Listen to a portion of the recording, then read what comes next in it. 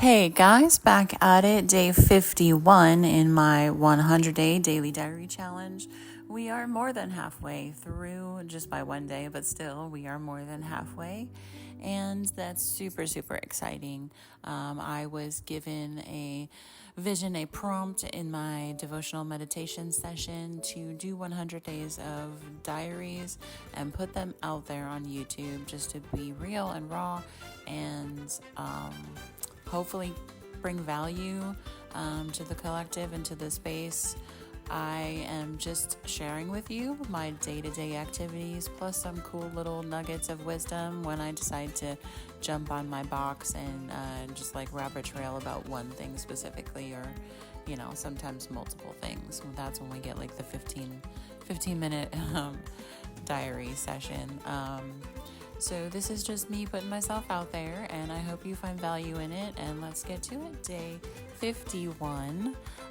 Today, my son was complaining of being sick, and sometimes he does that just to get out of school. I think we've all kind of done that at some point, played the sick card to get out of things.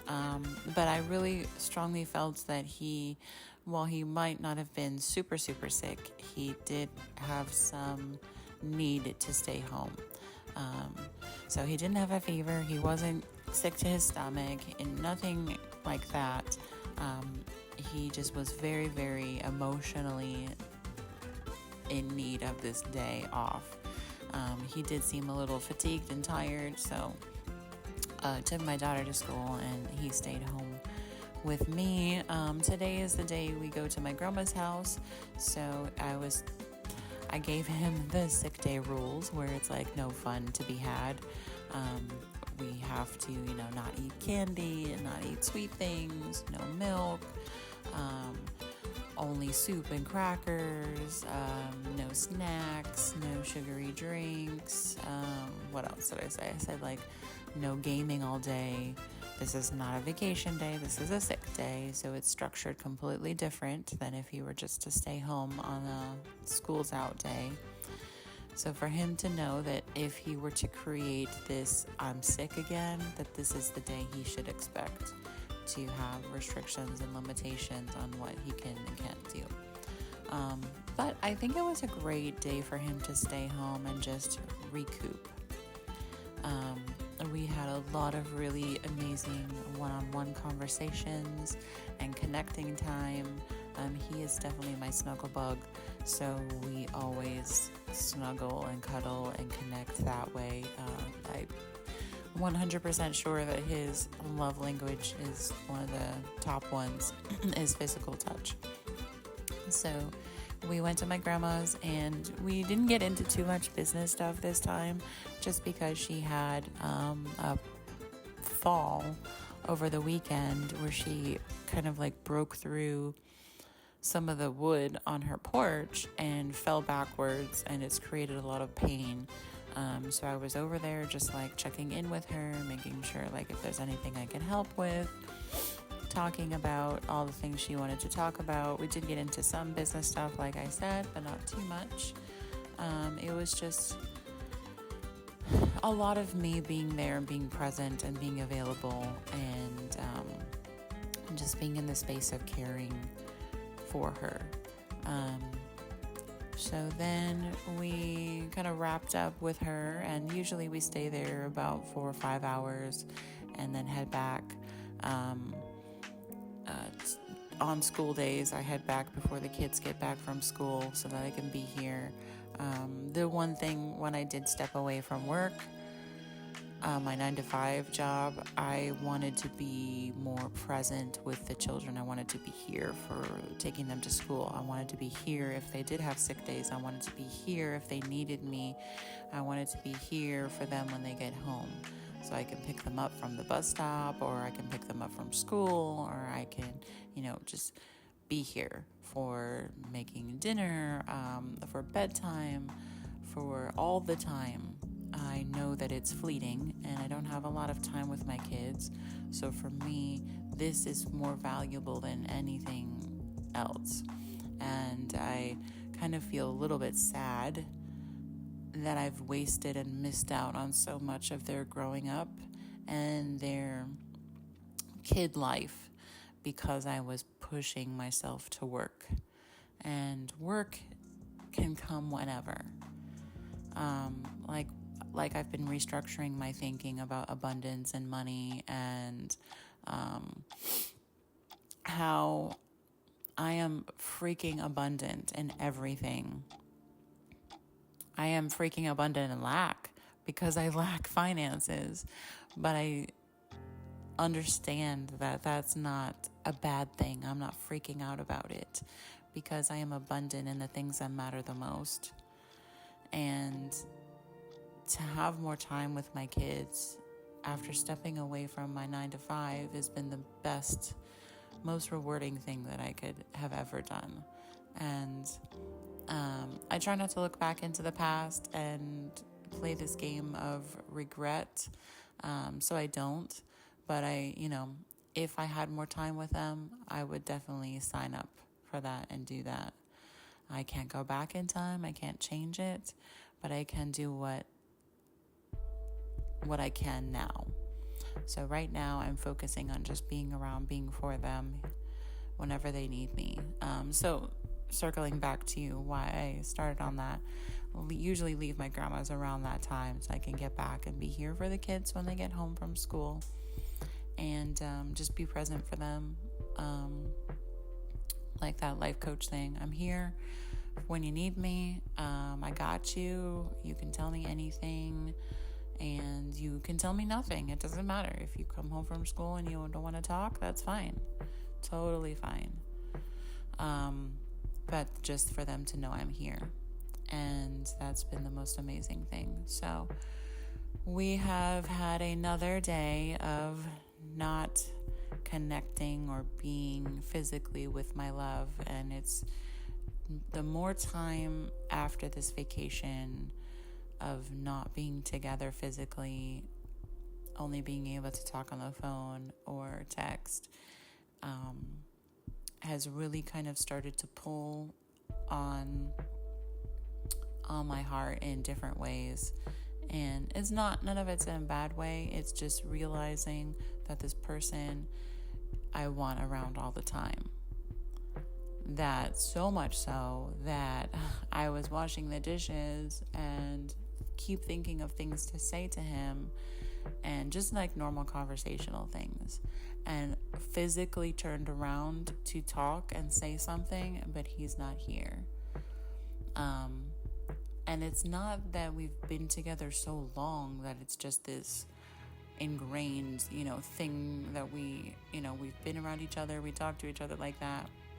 It was only a week and a half of nonstop physical contact and being together that created this.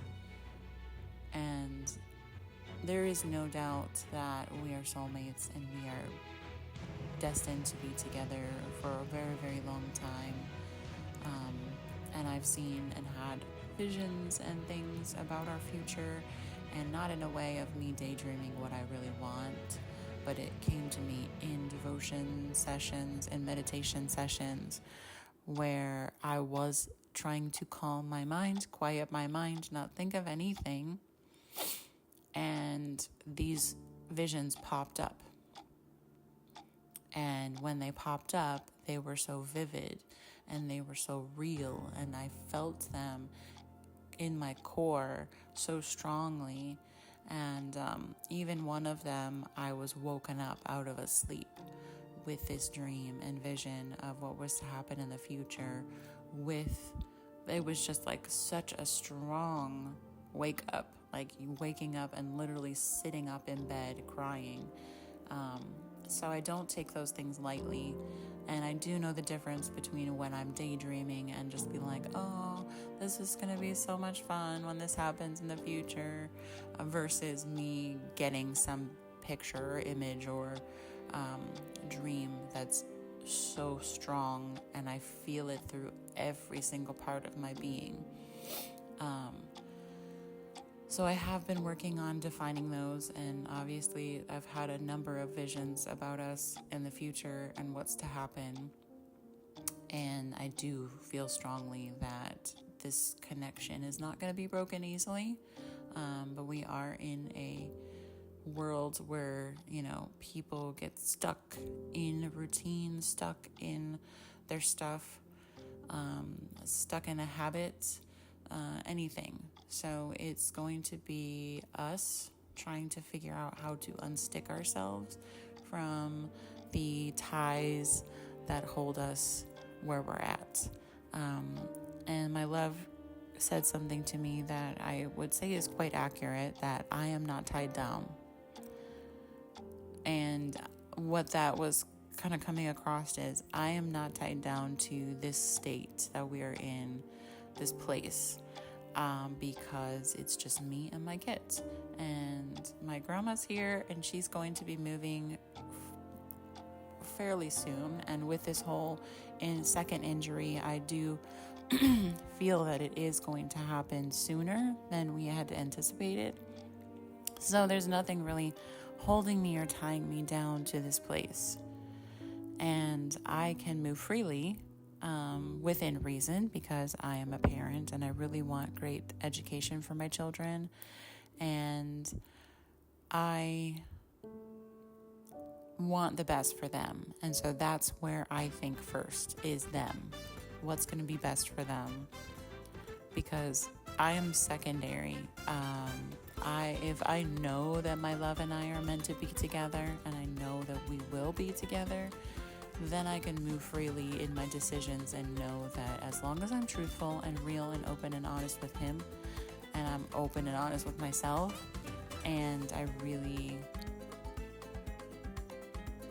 do my meditations and get down to the core of the matter, then it'll be fine, and we'll work through it, and we'll still be strong no matter what. So that's what's been going on with me, a lot of thinking through the future. Because my grandma is not feeling well for the second time, this is me thinking I want to put her as a priority to make sure she's good, whether she's moving to Florida or whether she's moving with me somewhere here. I don't know. So there's so many paths that I have in front of me, so many splits off, and that I have to see which one is the correct one for me right now.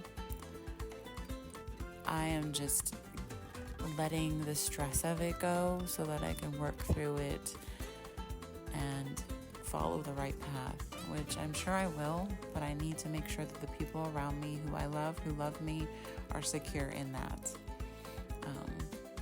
And so that's been the mass of the day, just kind of hanging out with my little man, trying to help him feel better, hanging out with my grandma, and then thinking through all of these things, hanging out with the kids after school, getting to bed, nothing too crazy, and we are just getting ready for another day, midweek, getting ready for, I have to get ready for going to California, and I feel some very, very intense energy around this trip. And it's not bad intense energy, it's just I can't wait to see what happens and what this energy is exactly. So I will just leave it at that. I appreciate you guys for hanging in here with me. Please like, please share, please subscribe, comment, let me know if you found value in this. If you didn't, it doesn't really matter, because I'm just here doing this for myself. Like I said, I'm working through my voice, releasing that part that's been tied up for so long. But again, I appreciate you guys hanging out, and I'll talk to you tomorrow. Peace.